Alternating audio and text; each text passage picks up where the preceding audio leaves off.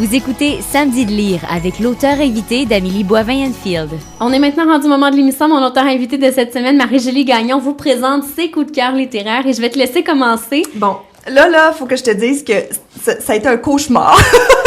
Parce que faut qu'on vous explique que quand elle nous approche, Amélie, elle nous dit « Faut que tu nous présentes un coup de cœur littéraire ». Alors moi, ça, c'est quelque chose qui est absolument impossible parce que les livres ont un impact majeur dans ma vie.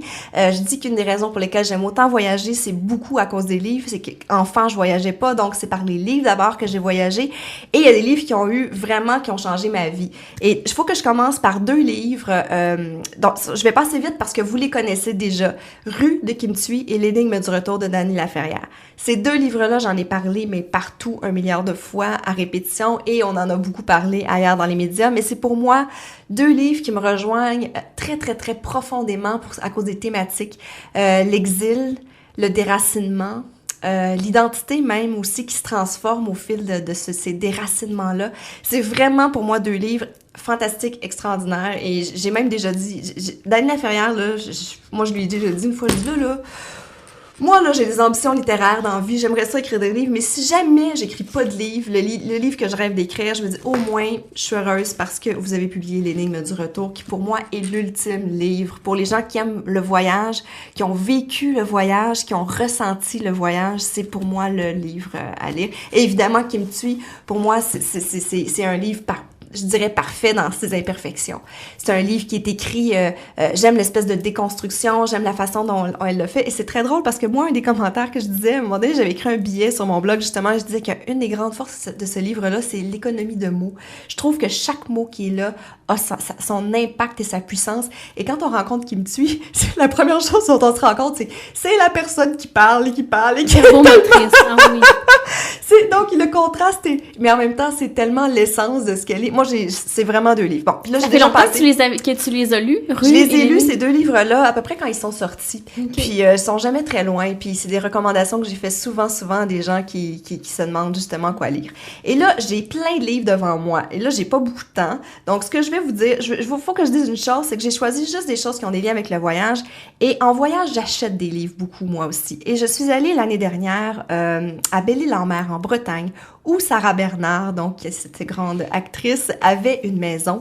Et j'ai acheté une biographie de Sarah Bernard et j'ai tellement aimé et tellement embarqué dans son univers. Elle m'a fait voyager aussi à travers le temps. Elle m'emmène justement à Belle-Île-en-Mer, en Bretagne, à l'époque où elle a découvert cet endroit-là, mais même bien avant ça, les débuts de sa carrière, le Paris de ces années-là. C'est vraiment un livre extraordinaire. Ça, c'est une biographie faite par Sophie Aude Picon. Je sais même pas si on le trouve ici. Je l'ai acheté sur place au musée consacré à Sarah Bernard et sa maison a été détruite. J'ai discuté avec les gens du musée. Je disais, mais qu'est-ce qui s'est passé? Pourquoi la maison principale, on peut pas l'avoir? Elle dit, elle a été détruite pendant la guerre parce que même si elle était morte, c'était un symbole parce qu'elle était d'origine juive. Donc, ça a été... c'est très émotif aussi, ces coups de cœur-là. Autre coup de cœur. Moi, je suis une folle de... Je dis toujours, je suis un peu trop groupie de plein de monde mort. Les auteurs américains qui ont envahi le Paris des années 20-30 me fascinent. J'ai suivi aussi les traces de Simone de Beauvoir, Jean-Paul Sartre. J'ai fait ces clichés-là, moi. Quand je vais à Paris, là, combien de fois je suis allée au Café de Flore, je le sais pas. J'embrasse, mais vraiment avec beaucoup de passion, tous les clichés littéraires qu'on trouve à Paris. Donc, je ne pouvais pas ne pas apporter Paris est une fête d'Ernest Hemingway, qui est peut-être pas son plus grand livre, mais moi, j'aime me plonger dans ce Paris-là, dans cette époque-là. Donc, c'est un voyage qui justement nous rapproche de l'essence de certains auteurs qu'on a suivis puis qu'on a découvert et qu'on a aimés. Et ensuite, là, je vous ramène au Canada pour parler de Yukonnaise de Mylène Gilbert Dumas.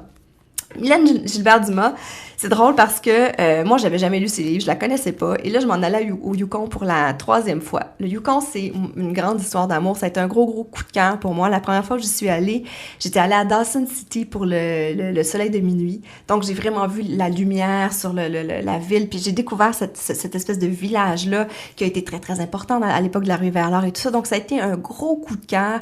Et j'y suis retournée 2 fois. Donc, et sur place, qui était là en même temps. Moi, Mylène Gilbert-Dumas. Donc, à un moment donné, quelqu'un m'a dit « Hey, il faudrait que vous vous rencontriez, vous allez être là en même temps, blablabla. » Donc, j'ai rencontré Mylène, j'ai discuté, j'ai parlé du Yukon avec Mylène. Mylène m'a fait un peu découvrir aussi son Dawson City à elle. Parce donc, qu'elle habitait là longtemps, Mylène. Elle habitait là longtemps, elle connaît plein de monde. Elle dit, il faut que tu ailles prendre un verre au pit. On est allé prendre un verre au pit. J'ai pas pu rester longtemps parce que moi, j'étais là dans le cadre d'une tournée de presse. J'avais plein de rendez-vous, j'avais plein d'affaires. Mais ça a été une super belle rencontre. Et après, je me suis dit, bon, ben, je vais l'acheter, Yukonais, je vais le lire. Puis en même temps, c'est pas généralement le style de livre qui m'interpelle tellement, je dirais.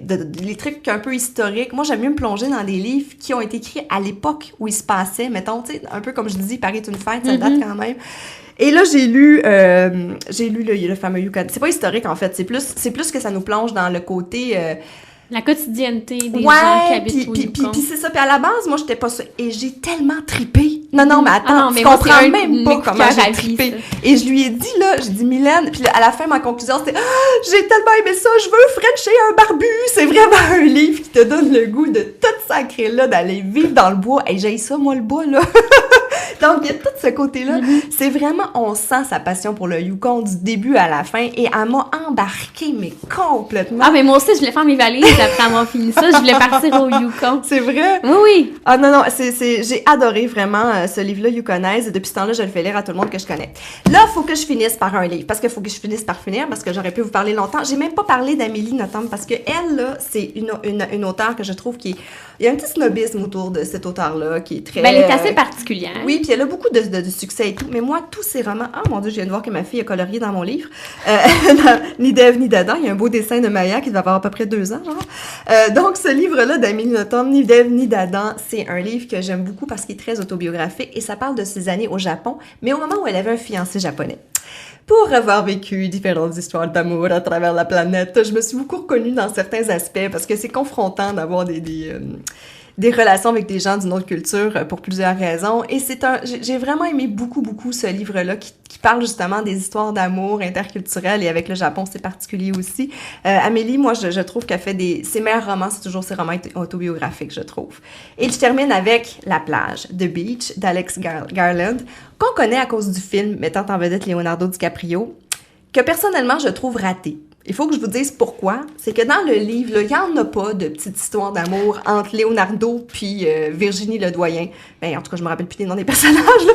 Dans le livre, il n'y a pas ça. Donc, il y a comme plein de côtés un peu romancés, cinéma américain qui m'ont énervé dans le film, mais que je retrouve pas dans ce livre-là, qui pour moi est l'essence de ce que tout voyageur sac au dos cherche quand on est dans la vingtaine, qu'on voyage, qu'on découvre l'Asie. J'ai tellement reconnu le sentiment qu'on a, puis c'est vraiment un livre que moi, tous les gens qui veulent bourlinguer, là, qui ont le moins de romance en eux, je trouve que c'est un beau livre à lire qui se lit super facilement. Bon, moi j'ai lu la traduction parce que je trouve paresseuse pour lire l'original en anglais, mais ça reste vraiment pour les voyageurs un beau livre à voir. Mais j'avoue que je regarde quand même le film des fois juste pour les images de la Thaïlande.